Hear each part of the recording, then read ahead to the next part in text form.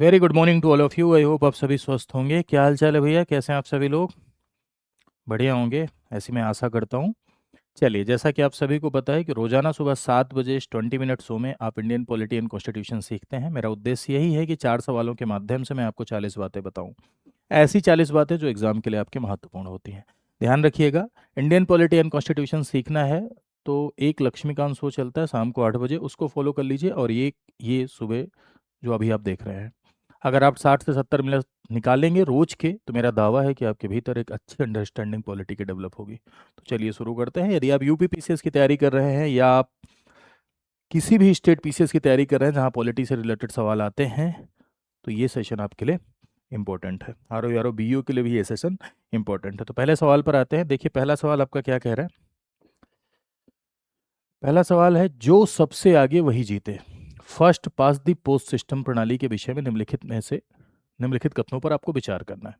पहला लिखा हुआ है कि विजयी प्रत्याशी के लिए कुल मतों का बहुमत मिलने की जरूरत नहीं है। The winning candidate does not need to receive a majority of total votes. Second आपका कह रहा है कि संविधान राष्ट्रपति उपराष्ट्रपति के चुनाव, लोकसभा और राज्य विधानसभाओं के चुनाव के लिए जो सबसे आगे वही जीते प्रणाली निर्धारित करता है। ठीक है। और इसमें पूछ रहा है कि कौन सा कथन सही नहीं है, यानी कौन सा कथन गलत है, इसकी बात यहाँ पर की जा रही है। देखो, सवाल आपका एफपीटीपी सिस्टम से रिलेटेड है, यानी first pass the post system से रिलेटेड है। यदि आपने पढ़ा होगा FPTP system, first pass the post system का मतलब होता है कि एक ऐसी चुनाव की प्रणाली जिसमें सबसे ज़्यादा वोट पाने वाला कैंडिडेट विजयी होता है। अगर मान लो कहीं 1,000 वोट हैं और इस 1,000 वोट में ए को मिले 200 वोट, बी को मिले 100 वोट, सी को मिले 50 वोट, बाकी वोट कटवा वोट काट ले गए, वोट सारा बट गया, सबसे ज़्यादा वोट अगर ए पाया है तो ए जीत जाएगा। ठीक है।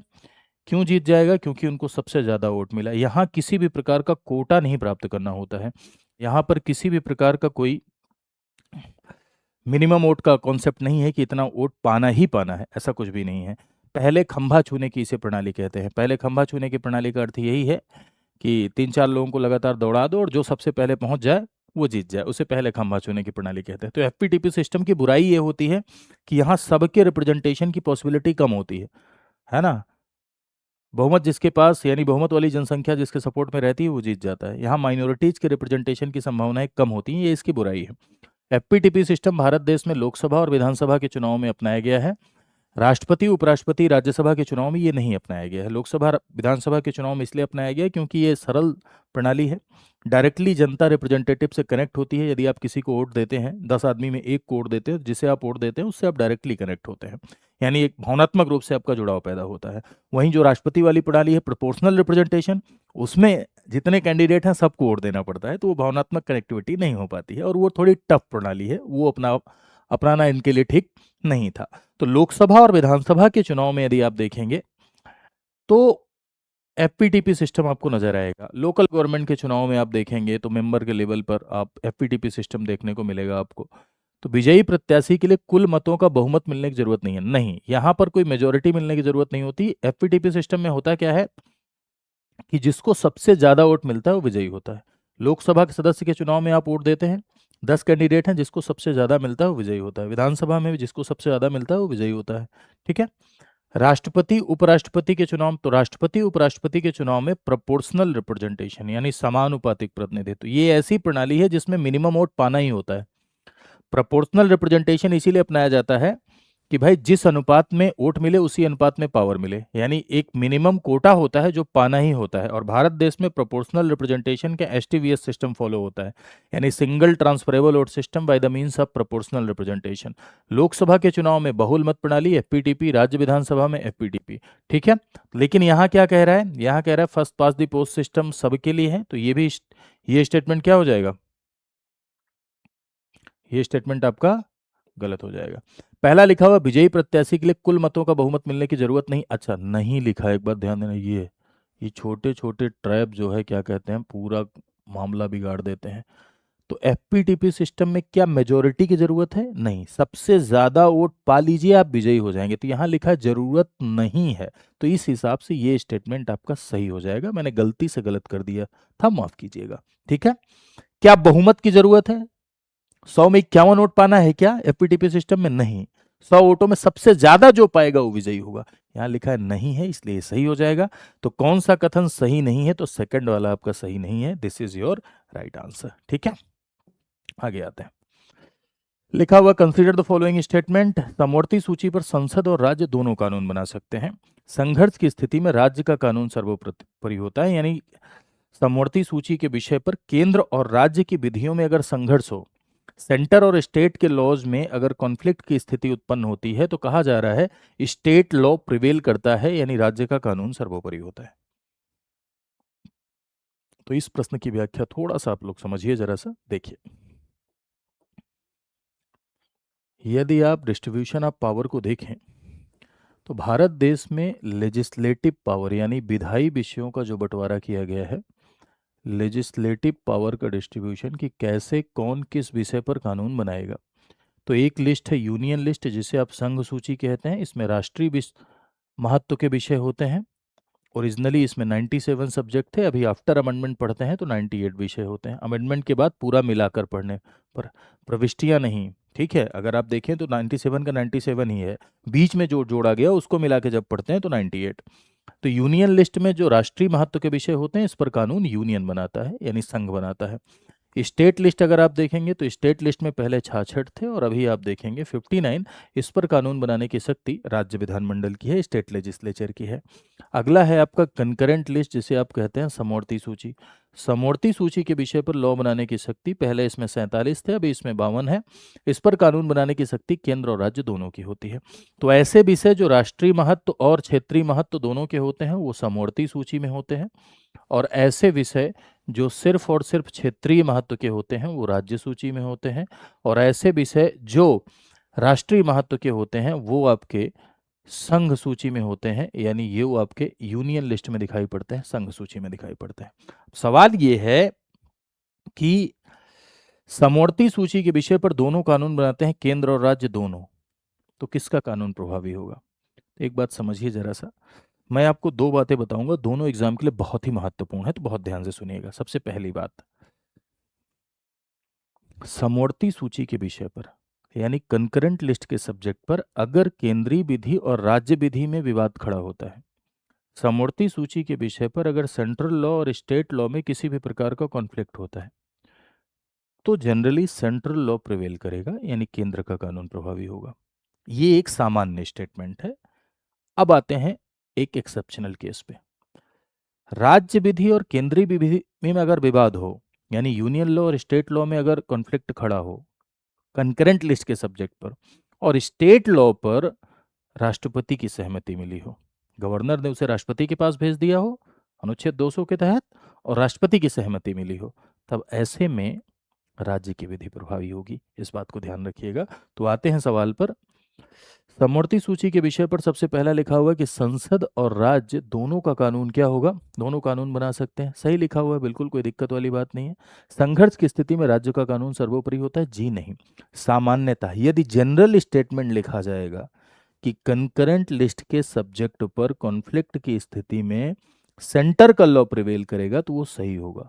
लेकिन एक्सेप्शनल केस में जब प्रेसिडेंट ने सिग्नेचर किया हो, तब स्टेट का लॉ प्रिवेल करता है। क्लियर है बात? तो ये गलत हो जाएगा, आंसर हो जाएगा आपका ओनली वन। ठीक है, चलो। लिखा हुआ परिभाषा से संवैधानिक सरकार का क्या अर्थ है? By definition constitutional government means constitutional विधानमंडल द्वारा सरकार, गवर्नमेंट बाय द लेजिस्लेचर लोकप्रिय सरकार, पॉपुलर गवर्नमेंट बहुदलीय सरकार, मल्टी पार्टी गवर्नमेंट, सीमित सरकार यानी लिमिटेड। संवैधानिक सरकार का अर्थ होता है एक ऐसी सरकार जो संविधान के दायरे में रह के चले। सरकार पर सीमाएं लगाना जरूरी है या नहीं? हाँ या ना? जी हाँ। सरकार पर सीमाएं अगर नहीं लगाओगे तो सरकार इतनी पावरफुल संस्था होती है, उसके पास सेना है, उसके पास पुलिस है, उसके पास सब कुछ है, वो किसी को भी कुचल के रख देगी। ये मानव विकास का इतिहास रहा है कि जिसके पास शक्तियां ज्यादा रही हैं उसने मनमानी की है, वो तानाशाह हुआ है। इसीलिए शक्तियों पर प्रतिबंध लगाना बहुत जरूरी होता है। और शक्तियों पर प्रतिबंध लगाना जरूरी है। भारत देश में अलग अलग इंस्टीट्यूशन पर भी रिजनेबल रिस्ट्रिक्शंस लगे हैं, तार्किक प्रतिबंध लगे हैं। यदि आप सरकार की बात करें तो सरकार पर भी आपको तार्किक प्रतिबंध नजर आएंगे। सरकार पर भी आपको रिजनेबल रिस्ट्रिक्शंस लगा नजर आएंगे, यानी सरकार पर भी आपको तार्किक प्रतिबंध, रिजनेबल रिस्ट्रिक्शंस आपको नजर आएंगे। और सरकार पर प्रतिबंध कैसे लगता है? बाई कॉन्स्टिट्यूशन लगता है, संविधान के द्वारा लगता है। तो सरकार संविधान के दायरे में ही रहकर चलेगी, यानी एक सिंपल भाषा में, आपकी व्यवहारिक भाषा में, ऐसी सरकार जो औकात में रहे, है ना। औकात में रहे मतलब किसके दायरे में रहे? संविधान के दायरे में रहे, उसे संवैधानिक सरकार कहते हैं, यानी ऐसी सरकार जिस पर सीमाएं हो। तो सीमित सरकार इसका, देखो, डेमोक्रेसी में ध्यान रखना, लोकतंत्र का ये लक्षण होता है कि लोकतंत्र में गवर्नमेंट लिमिटेड होनी चाहिए, सीमित सरकार, जैसे कि सरकार मनमानी न कर सके। ठीक है। और जहां पर सीमित सरकार का कॉन्सेप्ट होता है और रूल ऑफ लॉ का कॉन्सेप्ट होता है, कानून के राज का कॉन्सेप्ट होता है, वहां कहते हैं संविधानवाद है। संविधानवाद एक ऐसी अवधारणा जो संविधान के निर्देशों का पालन करती है। संविधानवाद एक ऐसी विचारधारा जो रूल ऑफ लॉ और लिमिटेड गवर्नमेंट का समर्थन करती है। तो इसका अर्थ है सीमित सरकार, यानी संविधान के दायरे में सरकार, संविधान के दायरे में सरकार मतलब विद रिजनेबल रिस्ट्रिक्शन सरकार, उसे लिमिटेड गवर्नमेंट कहते हैं। ठीक है। तो ये नहीं होगा भैया पॉपुलर बहुदली, इसका आंसर होगा क्या आपका? सीमित। ये आया हुआ सवाल है, ये पीसीएस में आया है आपका कि what is the meaning of the constitutional government, संवैधानिक सरकार का क्या अर्थ है? तो लिमिटेड गवर्नमेंट यानी सीमित सरकार।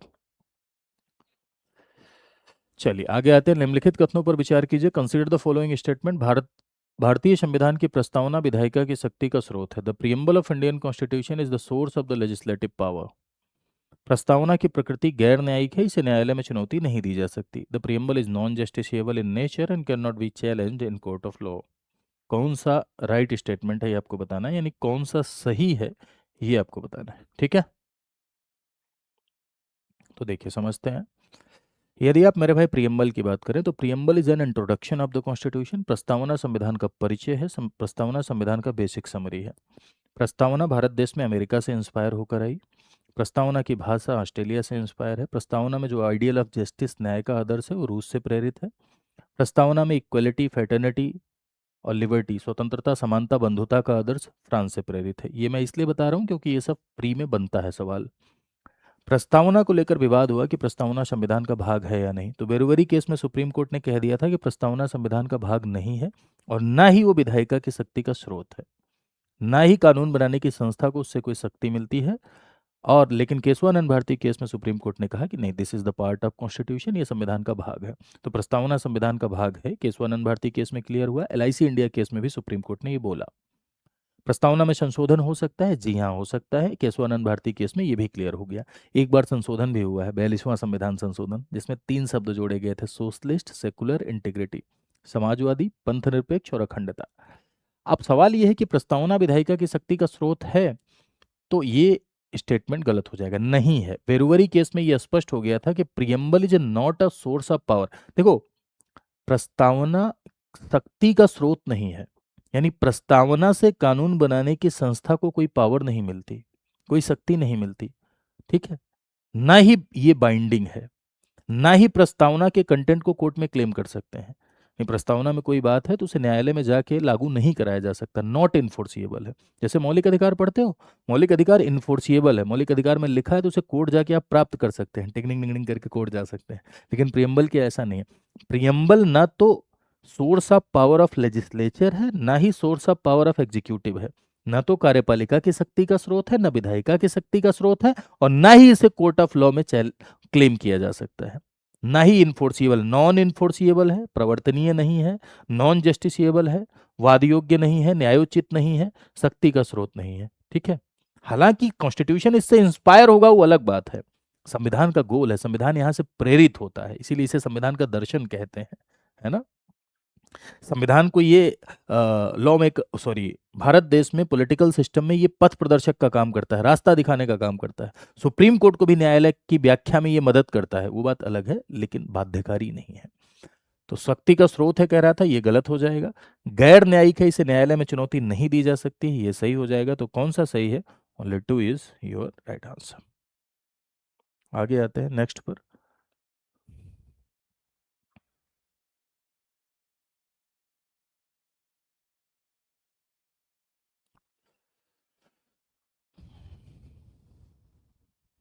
निम्नलिखित युग्मों में से कौन सा सुमेलित नहीं है? ये तो हो चुका है, पहले एक बार रिपीट हो चुका है ये सवाल। तो खैर 4 सवाल तो आपके कंप्लीट हो गए। 4 ही सवाल इसमें चलते हैं। 4 सवालों के माध्यम से मैं आपको जो है 40 बातें बताने की कोशिश करता हूँ। आज कुछ सवाल ऐसे थे जिसमें बहुत ज़्यादा एक्सप्लेनेशन नहीं था, लेकिन जितना भी था उन सारे के सारे एक्सप्लेनेशन को मैंने आपको कवर किया। ठीक है, आई होप आपने इस सेशन को एंजॉय किया होगा। अगर एंजॉय किया है तो ज़रूर अपने दोस्तों के मध्य से शेयर भी करिएगा, और इस शो को हिट करना आपकी जिम्मेदारी है। जिस तरह से 4 सवालों के माध्यम से 40 बातें बताना ये मेरी जिम्मेदारी है, शो को हिट करना आपकी जिम्मेदारी है। ठीक है, यदि आप ये टेलीग्राम चैनल ज्वाइन करेंगे तो आप डायरेक्टली मुझसे कनेक्ट हो सकते हैं। डायरेक्ट आप मुझसे कनेक्ट हो सकते हैं, डायरेक्टली आप मुझसे सवाल भी कर सकते हैं, कोई डाउट हो तो आप पूछ सकते हैं। प्रॉपर अपडेट्स के लिए ज्वाइन कर सकते हैं। यहाँ इंस्टाग्राम पे आप मुझे फॉलो भी कर सकते हैं। और यदि आप कंप्लीट प्रिपरेशन करना चाहते हैं स्टडी आईक्यू के साथ जुड़कर, यदि आप कंप्लीट प्रिपरेशन करना चाहते हैं, पूरी की पूरी कंप्लीट तैयारी स्टडी आईक्यू के साथ जुड़कर करना चाहते हैं मेरे भाइयों, तो ध्यान रखिएगा कि हमारा स्टडी आईक्यू आपके लिए एक प्रोग्राम चलाता है। That program is known as Aarambh. Aarambh मेरे भाइयों एक ऐसा प्रोग्राम है जिसमें pre plus mains plus interview तीनों की तैयारी कराई जाती है। प्री मेंस के लिए कंप्लीट सिलेबस पढ़ाया जाता है। इंटरव्यू गाइडेंस प्रोग्राम आपको फ्री दिया जाता है, यानी इंटरव्यू गाइडेंस प्रोग्राम बिल्कुल आपका फ्री रहता है। ये दो तरह के बैचेज चलते हैं, एक चलता है आपका गोल्ड और एक चलता है आपका प्लेटिनम। ठीक है, गोल्ड में होता है क्या है कि पूरा सिलेबस पढ़ाया जाता है, करंट अफेयर मैगजीन दी जाती है, मेंटोरशिप दी जाती है, 2 साल की वैलिडिटी होती है, 1100 प्लस घंटे की क्लासेस। प्लेटिनम में भी ये हाल है, 1100 प्लस घंटे की क्लासेस यहाँ भी, करंट अफेयर मैगजीन यहाँ भी, लेकिन यहाँ की वैलिडिटी 4 साल। इसके साथ साथ इसमें 5 कोर्स आपको एक्स्ट्रा दे दिए जाते हैं, एक प्री का, एक एमसीक्यू का, एक मेंस आंसर राइटिंग का, एक एनसीईआरटी और एक practice course, crash course pre का। तो ये 5 कोर्स इसमें एक्स्ट्रा मिलते हैं, साथ ही साथ किताबें आपके घर जाती हैं। तो इसमें आप कैसे एनरोल कर सकते हैं मेरे भाइयों? तो इसमें एनरोल करने के लिए आपको जाना होगा स्टडी आईक्यू। इस तरह गूगल पर जाइए, स्टडी आईक्यू लिखिए। स्टडी आईक्यू आपने लिखा, स्टडी आईक्यू लिखने के बाद यहाँ पर आप स्टेट पीसीएस पे क्लिक करिए। स्टेट पीसीएस पे क्लिक करने के बाद उत्तर प्रदेश पे क्लिक करिए। उत्तर प्रदेश पे क्लिक करने के बाद यहाँ देखिए आरंभ 18.2। इस तरह से आप प्लेटिनम और गोल्ड में डिफरेंस देख सकते हैं। अधिक जानकारी के लिए 9289996923 पर आप कॉल कर सकते हैं। ठीक है, बाई नाउ पे क्लिक करिएगा। एक कूपन कोड लगाने का ऑप्शन आएगा। कूपन कोड लगाने का ऑप्शन आता है जिसमें आप लगाइएगा VL लाइफ। हर फैकल्टी का अपना अपना कोड होता है। अगर आप फैकल्टी कोड लगाते हैं तो आपको ज़्यादा डिस्काउंट मिलता है। कूपन कोड लगाइए, बैच में एनरोल करिए, अपनी तैयारी को बेहतर बनाइए। Thank you so much to all of you. मिलते हैं नेक्स्ट सेशन में। ध्यान दीजिएगा, एक शो आपके लिए और चल रहा है, लक्ष्मीकांत शो, शाम को 8 बजे जाता है, उसको भी आप देखिए। नमस्कार।